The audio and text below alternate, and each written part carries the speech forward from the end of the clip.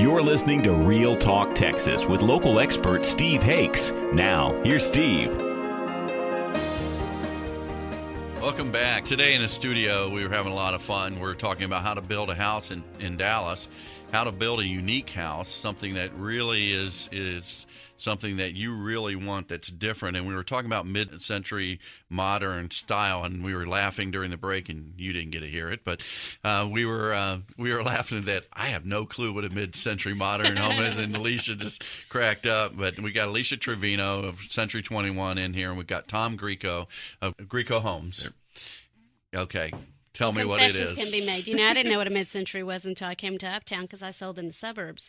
And, nothing was built before 1980 in the suburbs. That was the big build time over there. So I asked, I did bust you, didn't I, Steve? You did. So mid-century, I would think somewhere in 50s? 50s, 60s. Yay! Oh, okay, I'm all right. So I would love for you to describe a little bit about what your homes look like. Now that I am familiar with them, I've fallen in love. But in the beginning, when I first looked at them, I'm like, what's the big deal? I don't get it.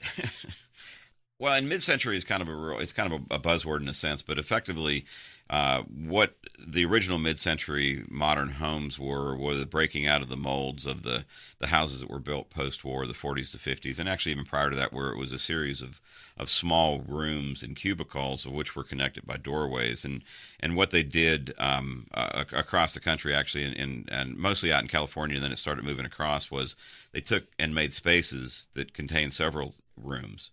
And took out the walls and stuff and made the house very open plan. Then they also kind of discovered that there was a backyard back there, and how they could actually expand the house, the smaller house, into the backyard, and make it livable space also.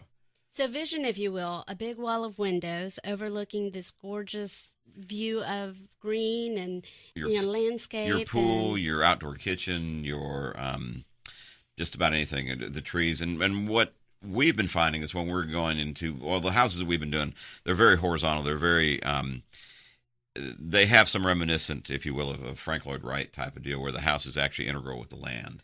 Which is so beautiful when you really understand it and you start really living it. So I think of 1950s simplicity, of when things were just so gentle and so fun and so relaxed. And I do get that sense when I walk into a home like that, of this very relaxed living lifestyle. Sure. Well, if you ever watch Mad Men, the offices they work out of is kind of reminiscent of what it is. It's basically these the nice open spaces, big clear expanses of glass. And I have a bar right next to my desk. in your desk. And a really hot secretary to come in and serve my drinks to me during the day. Is there any other way? I just walked into the man I was cave. born in the wrong part of the century. Other than the bar area. Yes. But so what we've done is taken the essence of those homes, the open spaces and the large eating counters and stuff, and kind of taken it to a new millennium type of idea where you have taller ceilings and you take more of the building sciences that are available now, and you work them out. The energy efficient glass that we use in the windows and all, keep it so that you can have big expanses of glass without suffering the penalty of incredible air conditioning bills and stuff.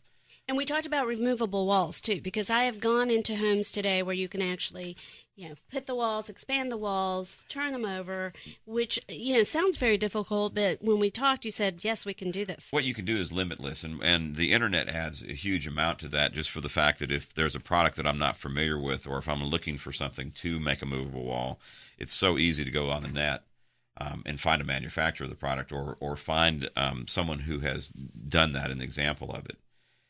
Which is beautiful. Right, it is. And we talk, when we hear windows in Texas, we think high energy bills. But you talk to me about the materials that you're using. We use windows from a local company in town that they are aluminum windows, and they have a kind of a storefront presence to them, where they have more of a commercial look to the frames. The glass itself is double glazed, it's double pane glass, and between the glass is argon gas, and effectively what it does, and then there's also a radiant barrier on the windows, and what it does is it makes it so the windows are not the big heat sink that they used to be, and it blocks a lot of the radiant heat, and it keeps the house from heating up. Mind you, it still does, but it's better than it was. Mm-hmm. So, and then the windows, the frames are also what they call thermal broken, where they're an aluminum frame that the outside half doesn't actually touch the inside half of the frame, and thus keeping the connectivity of the heat or cold from coming through the frame. And now talking from a mechanical perspective, because, one of the things that as realtors we fear is always going in, doing an inspection on a home, and then finding that the roof isn't adequate. And we talked a little bit about your flat roofs, because that's really something that's very interesting in Texas that you don't see very often. And you were telling me about a new material that you're putting on those roofs. Interesting you brought that up. Flat roofs have this real, have had a bad connotation forever. And that's one of the first questions we get asked, because we build primarily homes with flat roofs, of which we need a little clarification. Flat roofs aren't really flat. They have a pitch to them, so the water does roll off. A lot of people come in because I've always heard horror stories about the flat roofs. And we always reference commercial buildings. If you look around the town, 90% of the commercial buildings all have flat roofs. If they were so horrible, why would that they wouldn't do be it? there. And so Yeah. along that same line, we adopted a technology that they use on the commercial buildings. Is we use a membrane, a TPO membrane, which is kind of a rubberized PVC that we use up on top of the roof. It's a roll type material, and between the seams, it's all chemically bonded, and it's a beautiful system. In addition to that, it has this real high reflectivity to it, so the sun kind of bounces off the roof and doesn't heat up the house as much. I think that's very interesting. And I know people are probably envisioning the square house, but it's anything from square. It actually has some really nice lines, and it has some true design that's timeless. And I can tell you, when we're having our multiple listing meetings and we're talking about properties, there's nothing more talked about than the mid-century modern home. And there are very few people who actually, this is their expertise. They don't understand it. It is something that now people are starting to recognize. And some of the most interesting buildings in Dallas and Uptown have been torn down. And we've realized they were mid-century. And now we're like, what have we done? What were we thinking? Again, I was really interested in hearing why you went to that design. Are you seeing more demand for it now? Well, it's always been a passion, and as we were talking earlier, it became almost impossible to build them out in the suburbs because the areas were deed restricted to a certain style of house. And when you come in with something different, it kind of scares people a little bit. Inside Dallas, we have a lot more leeway because the areas are older, and there aren't the deed restrictions that were put on the newer subdivisions, and so we have the leeway to do what we want.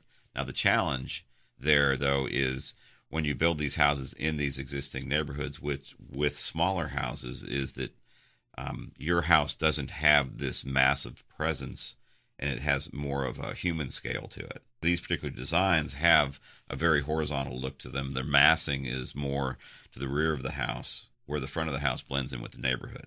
Okay. So it makes the street scene and the streetscape real comfortable, and it's just kind of fun. Well, now I understand why we're building inside the city, why we see it more common in, say, inside the city of Dallas, and that's Sure. because of the deed restrictions. So areas like you had mentioned Forest Hills with the backdrop of the trees, and I asked you if you had started building in Oak Cliff, and you said no, and I would think Oak Cliff would be just the perfect backdrop for a property like that. And Oak Cliff, there's some great areas of Oak Cliff. Kessler is beautiful. Amazing. Yeah, it's amazing. Now, there are areas of Oak Cliff that are historic districts that preclude you from doing that.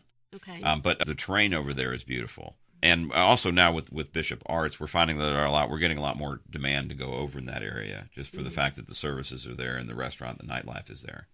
So, and that's what a lot of people are making the move. We see a lot of people in their 40s and 50s that have always bought a house for resale. And they're saying, no, this is my last house. I want something I want. Mm-hmm. I've always wanted one of these. And that's what we're seeing is basically, and they're typically a move down type of deal where they're coming from a much larger house to a smaller one, and they still want the amenities of the larger one. And in your design, though, with the open spaces, it doesn't feel like you're just cramped up. Exactly. And we're talking 2,500 square feet. We're not talking... Right, 25 would be on the small side, up to 35, and they're big spaces. And they have big expanses of glass, so... It feels like you're in that large home. Absolutely. Right. Well, I personally have walked several of these houses, and they are normally 1 story or 2 stories, because mostly what I see is a 1-story design. A lot of the main living areas are 1 story or a story and a half, and then there's typically a 2-story element that is usually nested in the back of the house that has the secondary bedrooms and has some exercise room and stuff like that. But we try to keep that massing to the rear. And are those open staircases then? It's more like a plank staircase where you can see through it and not. We've done typical. all different varieties. Mm-hmm. We have one going now that has a floating steel staircase with glass handrails and quite spectacular. Well, I want to get more in depth into that because that sounds so interesting to me. Well, after the break, we will give you the chance to do that, Alicia. If you're really interested in getting in touch or you're thinking about building a house, or if you're looking to just buy a home or sell your home, go ahead and pick up your cell phone, send a text to the show, 817-925-2546. That's 817-925-2546, or just call that number and leave a message if you can't text. But go ahead and get a hold of us. We'll get you in touch with Alicia Trevino of Century 21 and Tom Greico Homes, and, of course, me, your host, Steve Hakes with Affiliated Bank. We'll be coming back, and we're going to dig a little bit deeper and then wrap this thing up for you and tell you why you should buy a home from Alicia and build a house with Tom and do your financing with me.